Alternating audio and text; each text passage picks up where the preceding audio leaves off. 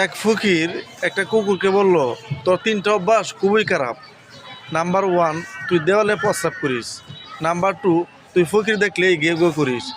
Number three, তুই মানুষের ঘুম নষ্ট করিস, রাতে গেউ গেউ করে।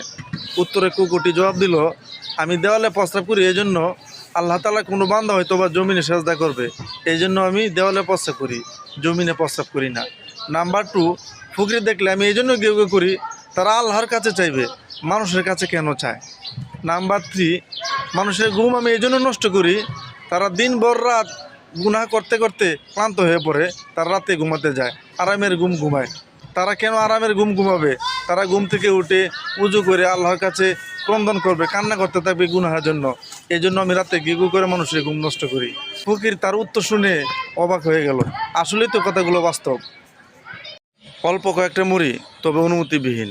আমাদের মধ্যে অনেকে আছেন জালমুড়িওয়ালা, বাদামওয়ালা, বুটওয়ালা ইত্যাদি দোকানদারের কাছ থেকে অনুমতি ছাড়াই এক দুইটা মুড়ি খেয়ে ফেলি।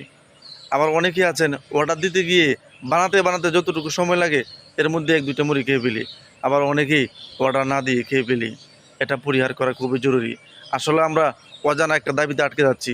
কিয়ামতের ময়দানে আল্লাহ তাআলা যদি একটা মুড়ির জন্য আপনাকে আটকে দেয়, তখন কোথায় যাবেন? প্রিয় ভাই, এটা পরিহার করা খুবই জরুরি। মানুষের হাতের আঘাতের চেয়ে কথার আঘাত অনেক ধারালো। দেখবেন কোনো কিছু দিয়ে আঘাত করছেন, হাতে আঘাত করছেন, হসপিটালে গিয়ে সে সুস্থ হয়ে যাবে, কিন্তু কথার আঘাত হৃদয়ে রক্তকরণ হয়। আর হৃদয়ে যখন রক্তকরণ হয়, এটা সুস্থ হইতে অনেক সময় লাগে। এই জন্য আমি বলি, এসব লোকদের থেকে প্রয়োজনে 1000 কিলোমিটার দূরে থাকবেন। তাহলে দেখবেন শান্তিতে ঘুমাইতে পারবেন, শান্তিতে চলতে পারবেন, শান্তিতে সব কিছু করতে পারবেন। ধৈর্য কিভাবে ধরা উচিত? ঠিক যেভাবে তুমি রোজা রাখো, তুমি জানো যে মাগরিবের আজান হবেই, ঠিক সেমভাবে ধৈর্য ধরা উচিত। আল্লাহ একদিন সফলতা দান করবে, ইনশাআল্লাহ। ভরসা ছিল, বিশ্বাস ছিল, কিন্তু পরে বুঝলাম আমার সব ধারণা ভুল ছিল। এই জন্য প্রায় আমি একটা কথা বলে থাকি, পাঞ্জাবি টুপি পরাইতে ব্যক্তি দেখে মনে করবেন না সে একজন ভালো আলেম, ভালো একজন হক্কানি লোক, ভালো লোক। এমনও তো হতে পারে সে এই সুরটটা ধরছে, এই লেবাসটা ধরছে মসজিদে গিয়ে জুতা চুরি করার জন্য। যে তোমাকে বুঝে না তার জন্য তোমার মূল্যবান সময়টুকু নষ্ট করো না। আমি আপনাদেরকে বলছি, আপনাদের উদ্দেশ্যে একটা কথা বলি, আপনারা যারা একটা মেয়ের পিছনে দৌড়তাছেন, অথবা প্রেম করবেন অথবা প্রেম করছেন, হুদাই এই সময়টুকু নষ্ট না করে আপনার একটা পেজ অথবা আইডি খুলেন, আর ওই সময়টুকু পেজ এবং আইডিতে দেন, ইনশাল্লাহ সফলতা পাবেন। আর আপনি যখন সফল হবেন, এই মেয়ে কেন, আরও ভালো মেয়ে আসবে আপনার কাছে, ঠিক আছে? সুতরাং পাপ থেকেও বাঁচলেন এবং ইনকামও হইল, দুইটা হইল।